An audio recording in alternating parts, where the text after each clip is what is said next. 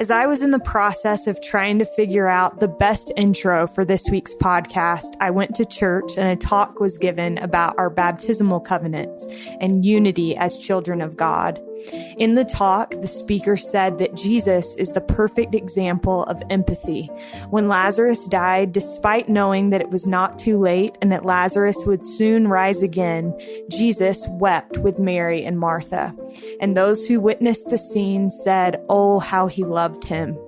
Jesus was the perfect example of mourning with those that mourn, even when we may not understand or our life experiences may cause our perspectives to differ.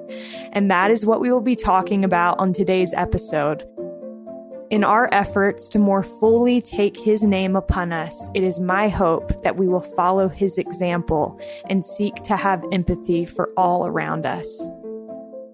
A graduate of the Georgetown University Law Center, Professor Michalyn Steele joined the BYU Law School faculty as an associate professor in 2014. After beginning her legal career with a highly regarded DC firm specializing in the representation of Indian tribes, Professor Steele worked for 6 years as a trial attorney in the U.S. Department of Justice's Civil Rights Division. While at the Department of Justice, her work was honored with the division's Special Act Award in 2006 and the Division's Special Achievement Award in 2007, 2008, and 2009.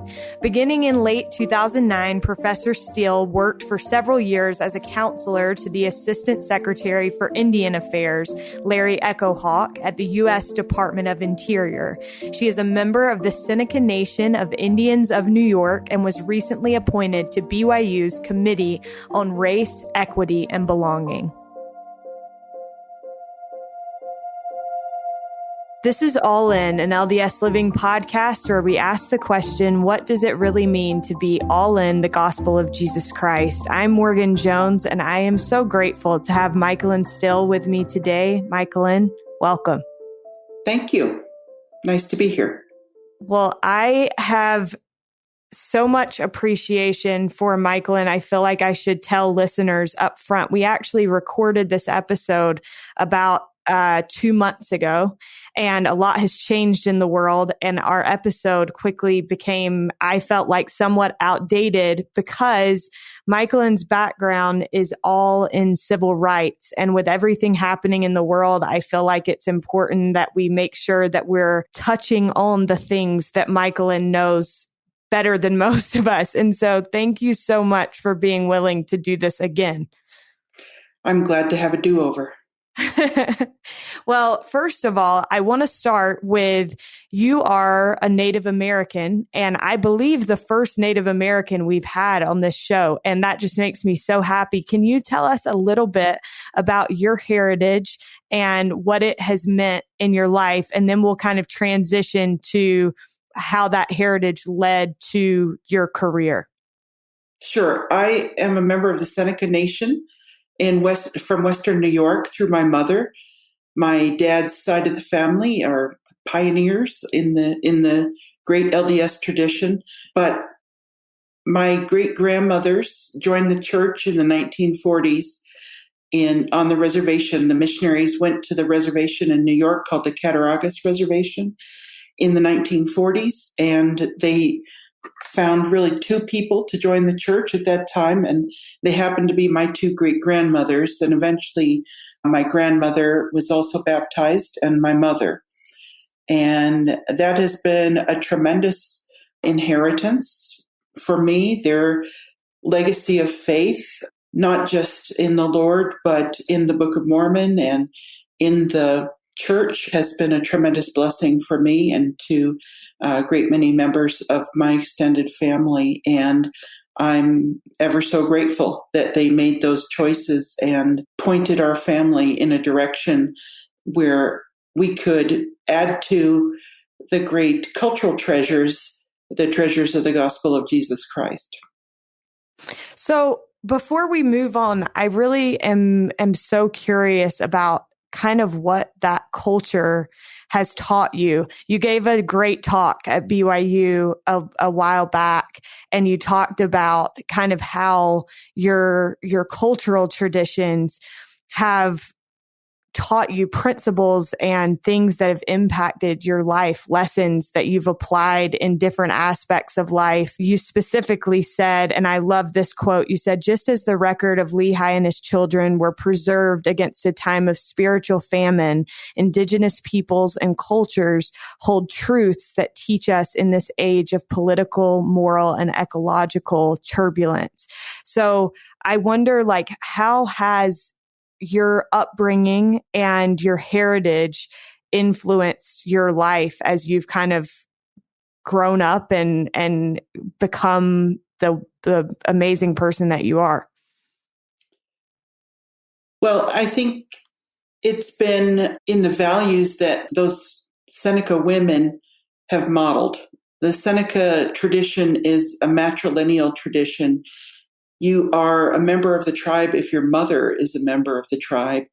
And the culture is transmitted from mothers and through mothers. And so I have really a tremendous sense of the strong women who have endured great things and taught true principles that have only helped me to understand the gospel more deeply.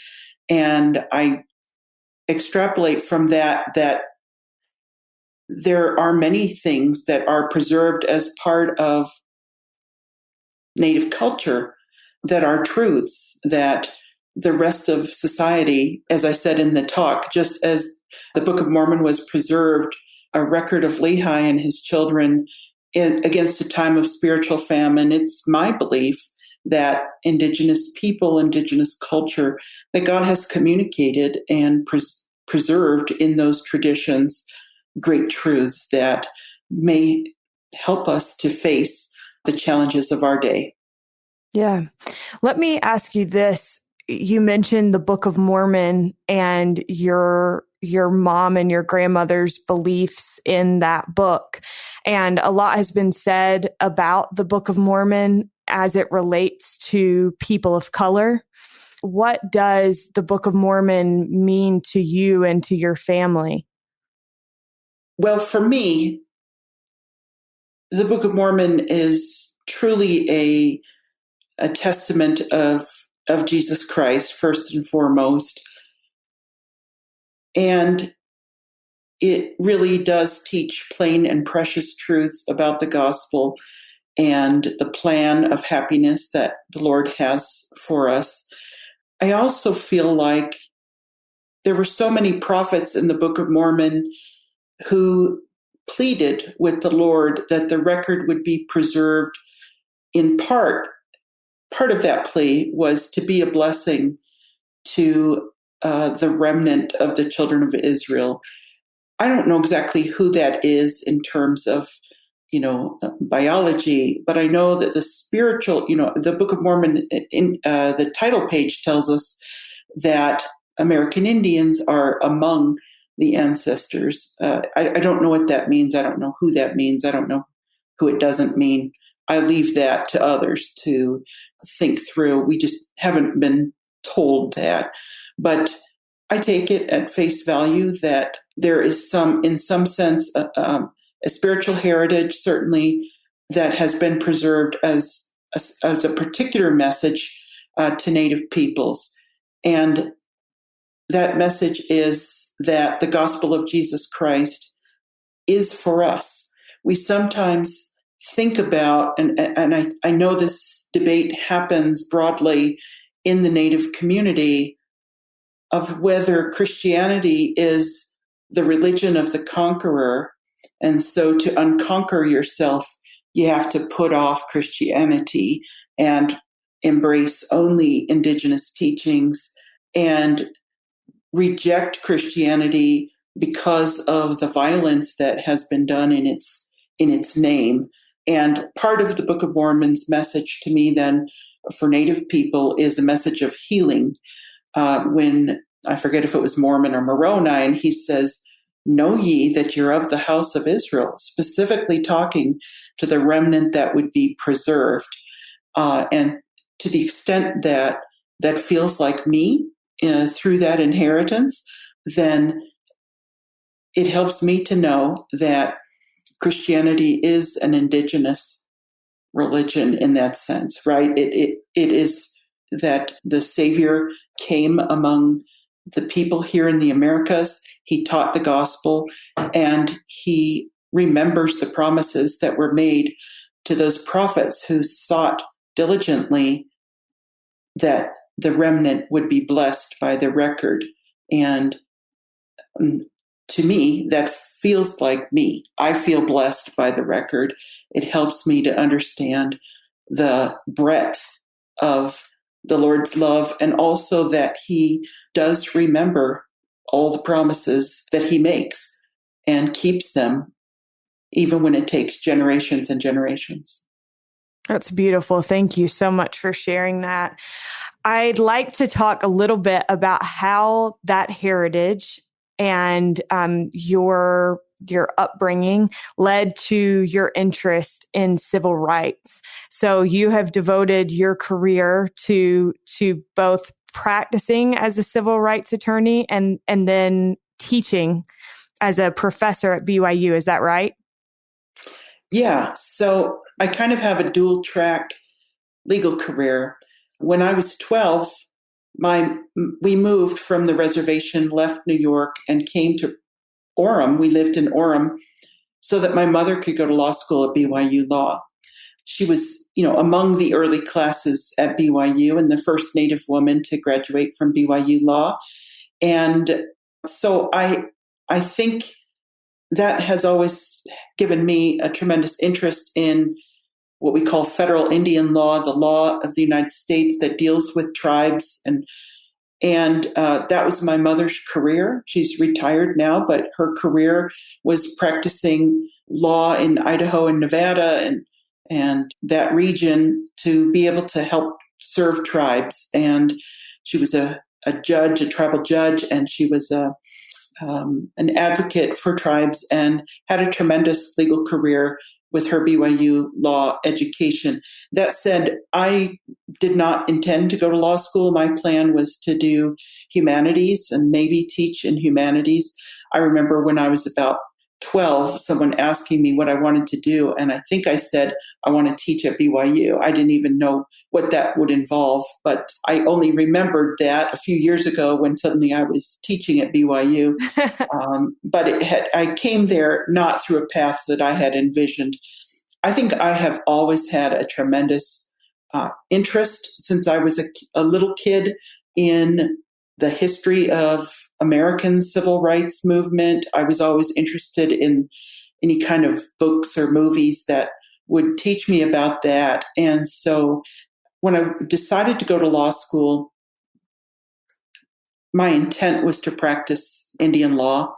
And I did that when I first graduated from law school. I worked at a firm in Washington, D.C., where all of our clients were tribes, including my own tribe was one of our clients, and I got to assist them. And that was really special for me. But I had the opportunity to, when I was thinking about what was next, to go to the Department of Justice, to the Civil Rights Division. And that felt like a dream coming true for me. It took my legal career in the other stage of where I hoped to go. When I was in law school, I took all the classes I could that had to do with civil rights, and I just had a passion for it. So I worked in the Department of Justice in the section of the Civil Rights Division that our primary responsibility was to enforce the Federal Fair Housing Act and several other civil rights acts on behalf of the federal government. And I did that for 6 years and really loved every minute of it and enjoyed enjoyed working to help bring about greater justice and vindicating the civil rights of my fellow Americans in that way. Yeah. It's amazing. I love that your mom was an attorney. I didn't know that. That's so cool. That's kind of neat what you were saying earlier about how your tribe is all through the mother's line, and you've now followed your mom in that career. That's really, really neat. So one thing I think that everyone has realized over the past few weeks, Michalyn, is that civil rights work, civil rights, having an interest in being involved in civil rights can be kind of emotionally exhausting. And I know I have felt that as we've tried to address that through LDS Living and through this podcast. So for you, how do you stay motivated in that fight? Well, I think in part it feels exhausting because it is exhausting. And I feel like, so when I teach civil rights in the law school course that I teach, we have an opportunity to revisit the cases that have helped to move our country in a direction of greater realization of our ideals and aspirations, to give the Equal Protection Clause greater meaning, and to win legislation that makes for a more equitable and just society. And that work was done very much, the sacrifice of it was very much by the African American community, by Black people. And so I think of the exhaustion it must be to have generations. I think of people like Charles Hamilton Houston and Thurgood Marshall, who led the legal fight that led ultimately to Brown versus Board of Education, and the idea that separate but equal was not in keeping with the Equal Protection Clause of the Constitution. I think about the price that was paid by so many individuals to try to win equal voting rights or equal housing rights, equal access to education. Those fights are not finished, but I think about the people, someone like Charles Hamilton Houston, who was Thurgood Marshall's law school professor and dean, who kind of taught a generation of lawyers to be able to lead this fight. He died before Brown versus Board of Education was decided, and literally gave his life to these kinds of issues to make life better, yes, for African Americans, for the Black community, but certainly to make life better for all of us.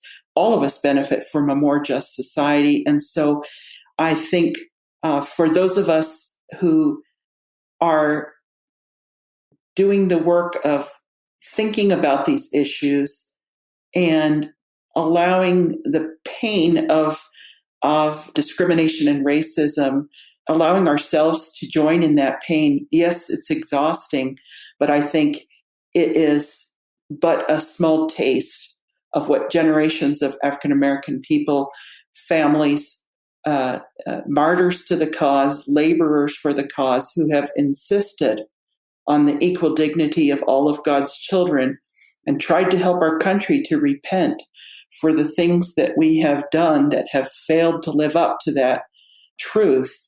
I think of their exhaustion, and and the generations that it has taken often to see the fruits of those labors, and the one step forward and two steps back. And I think about someone like Bryan Stevenson, who is the head of the Equal Justice Initiative, and his work with unjust convictions and trying to improve the justice system. And I think if Bryan Stevenson can stay optimistic with all that he has seen, if he can choose hope, if Martin Luther King could choose hope, if Thurgood Marshall could choose hope for the system, and they could cope with that exhaustion, then I can cope with the exhaustion and follow their example. I draw from the strength of those leaders who have sacrificed their all, many of whom are ordinary Americans whose names we don't know, who participated in the Montgomery bus boycotts, whose homes were bombed for insisting on voting rights, and who just do the work of insisting that their lives matter and that their participation in our democracy matter. They have done that work day after day, generation after generation. And the rest of us can kind of buck up and join the fight, even if it comes at some individual cost. Yeah, I completely agree with you. And that's one thing that as I've tried to talk and listen to friends' experiences, I've realized that the reason that everything feels kind of loud right now is because for so long, it felt like no one was listening. And so now when it feels like people are actually listening, like you're going to speak up and you're going to be a little bit louder than you have been. And I love that you said these people chose hope, because really the fact that people are speaking up right now is because they still have hope that there can be change. And I think that that is so important. And the thing that I've tried to realize, and I've felt that is like, okay, so you didn't sleep well one night because you were worried about this stuff. Well, there's a lot of people that have not slept well for a very, very long time. And so I think it's so important for us to invest in that. And even if it does, like you said, come at an expense, it's an expense worth, an emotional expense worth making. Were you going to say something? Sure. Morgan, it is an expense that we have covenanted to bear, that we would mourn with those who mourn, not just hear about their pain and feel sorry about it, but do the work of mourning with those who mourn. We've covenanted to bear their burdens. And so I think it's tremendous if we can fulfill that covenant more fully and see and hear and sit with the pain, especially of the Black community at this time, that we are seeing and hearing afresh, but they are not experiencing afresh. It's the same thing. And they are tired, and it is tiring. And so for us to be able to sit with that pain, not ask them to make us more comfortable in it, not ask them to just continue to do the work of bearing it mostly on their own, but to truly to link arms and to shoulder the burdens in whatever way they ask us to, I think is sacred work. And it is work that the Lord would have us do as part of our covenant with the Lord for our brothers and sisters, that He wants us to be one. He wants us to not just feel empathy, but to do the things that will bring some relief for those burdens. In his letter from Birmingham jail, Dr. King taught us a really important truth. He said, I can never be what I ought to be until you are what you ought to be, and you can never be what you ought to be until I am what I ought to be. He called that the inescapable network of mutuality, said that we are tied in a single garment of destiny. In summarizing his position from the jail, Dr. King said that as we work to fulfill this network of mutuality, as we join together, all we are doing is recognizing the bond that is there, that we're tied in this single garment of destiny. When we work to make the world more just for one another, he said we become co-workers with God in that endeavor, that is God's work, and that when we join it, we become His co-workers. And I love that idea. It's what I try to help my law students to understand, that a legal education gives you tools and empowers you to do good. And if you will use them to that end. There's the director of the NAACP Legal Defense Fund, which was the position that Charles Hamilton Houston had, and Thurgood Marshall. That position is today occupied by a woman named Sherilyn Eiffel.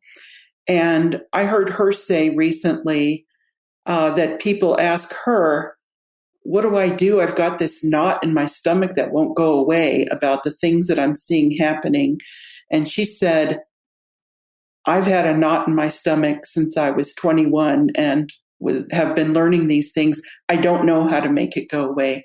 And so I think it's important that we sit with this pain and bear it, help lift it, and not ask people to be quiet because it's uncomfortable, or ask people to move on to the next news story because it's uncomfortable. That we really do have to join together as co-workers with the civil rights community that has been doing this work for generations, and as co-workers with God. And as, in part, I know your podcast goes all over the world, but I think particularly in the United States, as people who believe in the ideals of the Constitution and want to see them realized, we just absolutely have not given enough credit to the African American community, to Black people, for helping us to realize the promises and potential of the Constitution in respecting the equal dignity under law and the equal dignity of all of God's children. So well said. Thank you so much. Let me ask you this, Michalyn. So we've talked about how this requires getting uncomfortable. And I think that that's so important to touch on and emphasize, actually. But I wondered for you, I think one thing that I've been really grateful for over the past few weeks is that in that uncomfortable feeling, there's also a lot of joy to be had. And I think it's pure joy, right? It's not like the kind of like fleeting happiness that we sometimes talk about, but the kind of joy that comes from knowing and recognizing that we're all children of God. And so how have you felt that joy in this work? So I met a woman as part of a BYU study trip, a civil rights study trip. We went to the significant sites, many significant sites in civil rights history. And we met a woman who had been part of the children's marches. She was in Birmingham at the time with Dr. King and the other leaders of the movement there. She was marching as a young woman, getting arrested, spending time in jail, being assaulted. Her name is Myrna Jackson, and she spoke to our group and talked to us about her experiences. And she left a lasting impression on me because I asked her, how do you keep going?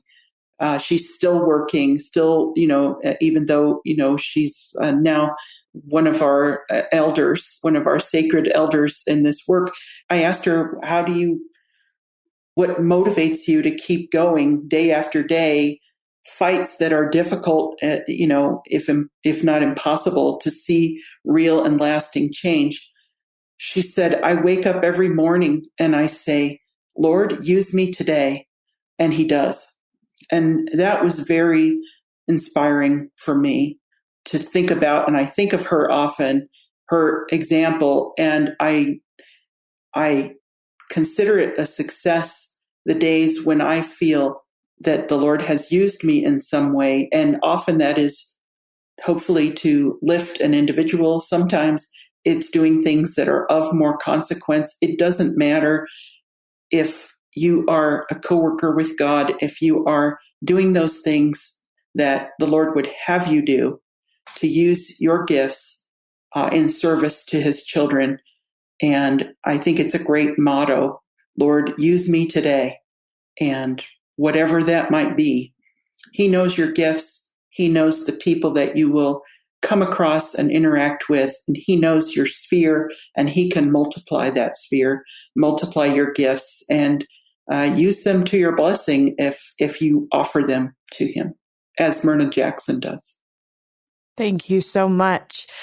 I wonder for you, Michalyn, if you could maybe offer any ideas on how Latter-day Saints right now can best support and encourage these conversations and the battle for civil rights in our neighborhoods and communities. I think there tends to be in our communities, we're a divided society right now. And I think there tends to be a retreat into an idea of us versus them. And I think as Latter-day Saints, thinking about who is the us when we think about us versus them, and that we don't divide, but we embrace, and we don't have a versus, we have a with. I think if we stand with our brothers and sisters, and I'm not even talking about politics in any way, I'm talking about human dignity and seeing the pain. It doesn't mean we all have to agree on a policy solution, but not rejecting the pain because it's uncomfortable or because you think somehow it's the other team, whatever the other team, not otherizing, but embracing, I think is really important. Being willing to listen, being willing to recognize that people of color don't just struggle in civic society, they sometimes struggle in the church as well.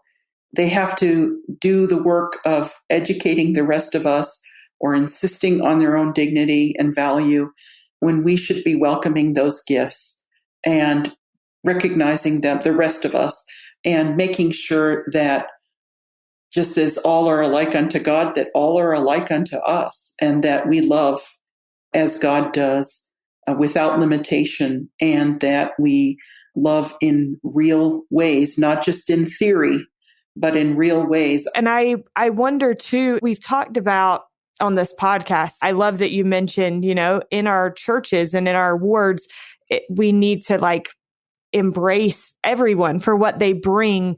And so I'd be curious, if you have any specific suggestions in terms of how do we do that? Because I think it's oh yeah, I want to do that, but what does that look like? Mm-hmm. It's a good question. What does that look like? I think it looks like love and acceptance in sort of on the theoretical level. What does it look like on the day-to-day level? It means loving each individual as an individual, embracing everyone for their experiences, meeting everyone where they are. It means not transferring the work of both bettering our church family and bettering our civic family. It means not outsourcing that constantly, that labor, emotional and physical and all that, not outsourcing it to our Black brothers and sisters or to other communities of color, but that it's everyone's work, it's everyone's opportunity to serve. And I think allowing everyone to be where they are as an individual, it means checking our own biases and expectations and making sure that we're the ones doing the work of that and not transferring that work onto people of color. Yeah, no, I think those are two really wonderful examples, because I was thinking earlier when you were talking about one of the biggest lessons that I feel like I'm learning right now is how unfair it is to think that everyone within a certain race are the same, and how we have to think of people as individuals and get to know them and put a face to their experiences and actually sit down with them. And that has made a huge difference for me as I've tried to understand what's going on in the world right now. And I've been super grateful to those who have shared their experience. Yeah, I think listening with love is always a good first step. Being willing to be uncomfortable, to sit with people's pain, whether that is sort of based on their experiences with race or in any way, to be able to just sit with their pain and share it, mourn with them, bear their burdens, and try to make them light, understanding that tremendous work has already been done, and sometimes we can join it. We don't need to reinvent the kinds of things that people of color have been working toward. We can, that's why for me, there are people who are doing civil rights work that I can support, who they have much more experience, they have much more perspective, and supporting their mission rather than sort of reinventing the wheel. Launching off on my own when I would be retreading work that they have done for generations. Absolutely. I love that. Let me ask you this before we get to our final question. How would you say that your testimony of the gospel of Jesus Christ inspires the work that you do? There's a scripture in the Book of Mormon where Nephi, he's being asked, I think, if he understands the meaning of the tree or the river or something like that in the vision. And he says, I'm paraphrasing, he says, I don't know the meaning of all things, but I know the Lord loves his children. And that's me. I don't know the meaning of all things. There's a lot of things I don't understand, but I do know the Lord loves his children, each of us. And that part of my purpose in life, I think it's everyone's purpose really, is to learn to do the same, to love and serve his children, love as he does unconditionally, love as he does those who would harm us, those who blessing those who curse us. And even the Savior taught us to love those who would despitefully use us. He puts no limits on that commandment to love him with all our heart, might, mind, and strength, and to love his children, I think in the same way. And as ourselves, he says. And, that is a tremendous doctrine that I understand. It's what I think animates my approach to civil rights. It's what animates my approach to federal Indian law. It is love. And I certainly have, growth to still be made, but I know the Lord loves his children. I want to love them too. And to me, that means trying to do my best to help the country to do better, to help my community to do better, to first and foremost make sure I do better, to check the ways that I may have contributed to people's pain or been indifferent or cold to their pain, to try to more fervently mourn with those who mourn and to bear their burdens. Thank you so much. My last question for you, Michalyn, is what does it mean to you to be all in the gospel of Jesus Christ? When I think about this question, there's a scripture that comes to mind from the Book of Mormon in the book of Omni, where a prophet named Malachi was summarizing. He just had it sounds like he just had a little tiny space to fill on the plates that he was finishing before he passed them on, and that he was going to deliver them. And he says in Omni 1:26, I would that ye should come unto Christ, who is the Holy One of Israel, and partake of his salvation and the power of his redemption. Yea, come unto him and offer your whole souls as an offering unto him. And I've thought about that phrase. What does it mean to offer our whole souls? So I think being all in the gospel of Jesus Christ means you make your whole souls an offering to him. You make whatever talents and gifts and energies and opportunities he has blessed you with an offering. You dedicate them to him. You consecrate them to him and his work and to his children, to the blessing of others. The idea that Myrna Jackson said, Lord, use me today. We are meager instruments. We are imperfect instruments. But as we seek to use our hearts, our mights, our mind, and our strength in his service, then we're all in. We leave nothing behind. We withhold nothing from the Lord of our gifts, our energies, and he will use them for blessing his children. That's so beautiful. And it actually reminds me, I just finished I'm working on a print article right now about Keone Kawe, who's headed down to be the president of BYU Hawaii. And I was interviewing President John Tanner, who's the outgoing president. And he talked about becoming holy and how as we seek to become holy, we become whole. And so giving your whole heart, there seems to be some correlation there between giving our whole heart, becoming holy, and then being whole in return. And so I love that thought. Thank you so much, Michalyn, for sharing your experience, your knowledge, the things that you've worked so hard to better understand. And as we all are trying to be better and do better, I can't thank you enough for your time. Thanks for the opportunity, Morgan. A huge thank you once again to Michalyn Steele for her willingness to join us and re-record this week's episode. I hope that it helped you all as much as it helped me.